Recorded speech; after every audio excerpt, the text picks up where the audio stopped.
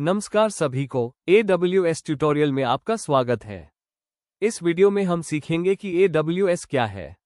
AWS का मतलब Amazon web service है। यह Amazon द्वारा प्रदान किया गया एक क्लाउड कंप्यूटिंग प्लेटफॉर्म है। वर्तमान में AWS क्लाउड कंप्यूटिंग में मार्केट लीडर है। अन्य प्रमुख कंपनियां जो क्लाउड कंप्यूटिंग प्रदान करती हैं, वे गूगल और माइक्रोसॉफ्ट है। किसी भी चीज को सीखना शुरू करना हमेशा मुश्किल होता है, इसलिए हम एक बहुत ही साधारण समस्या को हल करके AWS सीखना शुरू कर सकते हैं। यहाँ हम ज्यादा टेक्निकल टर्म्स की चर्चा नहीं करेंगे, क्योंकि शुरुआत के चरण में यह आपके लिए कठिन हो सकता है। इसलिए यह एक हैंड्स ऑन सेशन नहीं है, बल्कि मैं समस्या और उसका समाधान स्लाइड में ही समझाऊंगा। मेरा मानना है कि इससे आपको एक स्मूथ शुरुआत मिलेगी और AWS में चीजें कैसे काम करती हैं ये समझने में मदद मिलेगी। अगर इस वीडियो में आपको सब कुछ समझ नहीं आता है तो चिंता मत करें। वीडियो में बताए गए सभी कॉन्सेप्ट्स को हम बाद में विस्तार से सीखेंगे।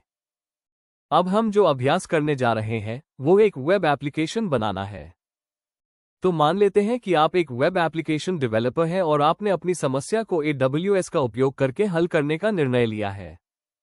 वेब एप्लीकेशंस के लिए फ्रंट एंड और बैक एंड दोनों की आवश्यकता होती है, इसलिए हमारा पहला काम फ्रंट एंड को होस्ट करना है। AWS में हर फंक्शनैलिटी या कैपेबिलिटी को एक सर्विस के रूप में वर्गीकृत किया जाता है। उदाहरण के लिए, अगर हमें एक कंप्यूटर बनाना है, तो AWS इसके लिए EC2 नाम की सर्विस प्रदान करता है। और अगर हमें कुछ फाइल स्टोर करनी है, तो AWS S3 नाम की सर्विस प्रदान करता है।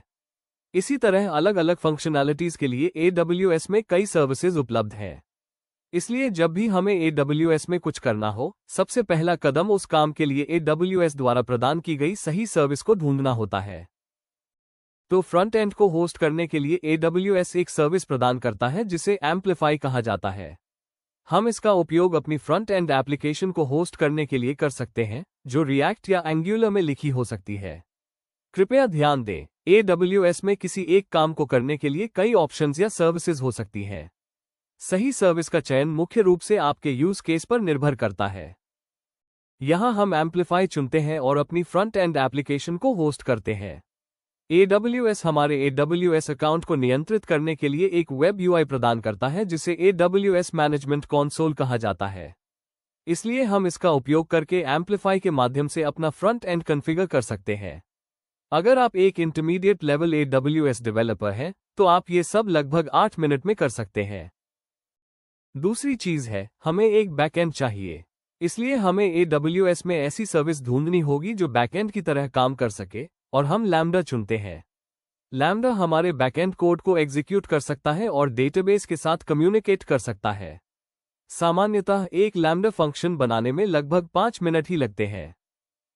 अब हमें अपने बैकएंड से कम्युनिकेट करने के लिए कुछ एपीआईएस लिखनी होंगी। AWS इसके लिए API गेटवे नाम की सर्विस प्रदान करता है, जहां हम अपने REST एपीआईएस को होस्ट कर सकते हैं। हम API गेटवे को आसानी से लैम्बडा के साथ इंटीग्रेट कर सकते हैं। इस प्रक्रिया को पूरा करने में लगभग 8 मिनट लग सकते हैं। अब हम अपने फ्रंट एंड में कुछ कोड लिखते हैं ताकि वो REST एपीआईएस का उपयोग करके बैकएंड से कम्युनिकेट कर सके। इसे हम लगभग 8 मिनट में इंप्लीमेंट कर सकते हैं। हमारा अगला काम है अपना डेटा एक डेटाबेस में स्टोर करना। AWS कई प्रकार के डेटाबेसेस प्रदान करता है। हम इस कोर्स में सभी को विस्तार से सीखेंगे, लेकिन अभी हम DynamoDB चुनते हैं। हम आसानी से अपने बैकएंड लैम्बडा को DynamoDB से कनेक्ट कर सकते हैं। यहाँ एक और सर्विस भी काम में आती है जो हमारी एप्लीकेशन की सिक्योरिटी को बेहतर बनाती है। उसे identity and access management IAM कहा जाता है। इन सभी कामों के लिए टेबल बनाना और लैम्बडा को DynamoDB से कनेक्ट करना लगभग 15 मिनट लग सकते हैं। जब हम ये सभी काम पूरा कर लेते हैं, तो हमें एम्पलीफाई से एक URL मिलता है और हम उसे अपने ब्राउज़र में खोलकर अपनी वेबसाइट एक्सेस कर सकते हैं। इस तरह हमने AWS में एक वेब एप्लीकेशन बना ली, और जो वेबसाइट हमने बनाई है वह ग्लोबली अवेलेबल है, 24x7 उपलब्ध रहती है, हाईली स्केलेबल, सिक्योर और कॉस्ट इफेक्टिव भी है। ये सब AWS द्वारा दिए गए प्रोमिसेस हैं। यही AWS का सामान्य वर्किंग मेथड है। जब भी हमें कोई काम करना हो, उस फंक्शनैलिटी के लिए AWS में मौजूद सही सर्विस ढूंढें और उसे अपने पर्पस के अनुसार कॉन्फ़िगर करें। अब आपने एक बात नोट की होगी, हमने केवल 45 मिनट में ग्लोबली अवेलेबल वेबसाइट होस्ट कर दी। यही AWS की खासियत है, हम अपने आइडियाज को तेजी से और बिना ज्यादा मेहनत के इम्प्लीमेंट कर सकते हैं। साथ ही आप अपने एप्लीकेशन इम्प्लीमेंटेशन पर ध्यान केंद्रित कर सकते हैं। मुझे लगता है ये कहने का सही समय है, welcome to the world of AWS।